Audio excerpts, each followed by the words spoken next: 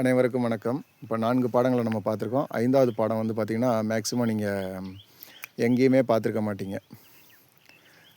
பழைய படங்கள்ல பார்க்கலாம். மக்கள் திலகம் எம்ஜிஆர் வந்து பார்த்தீங்கன்னா, மண்டியிட்டு அருமையா சண்டை செய்வாரு.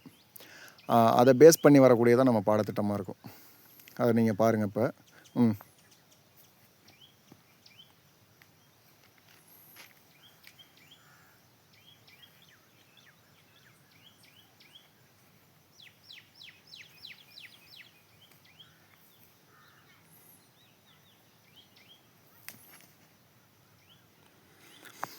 இதுபோல வந்து பார்த்தீங்கன்னா, மண்டி போட்டு அப்படியே அடுத்த ஸ்டெப்பா போயிட்டே இருப்பாங்க.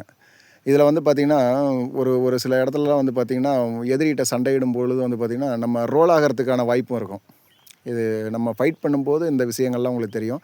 இப்போதைக்கு வந்து பார்த்தீங்கன்னா, நம்ம ஒரு பேஸ் மட்டத்த வந்து நல்லா ஸ்ட்ராங்கா பண்ணணும்.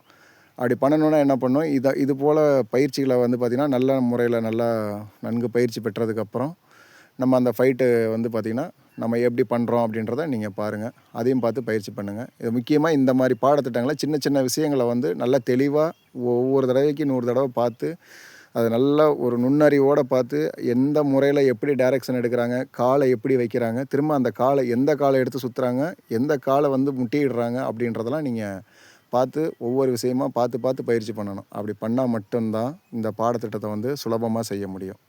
பார்த்து பயிற்சி பண்ணுங்க. நன்றி. வணக்கம்.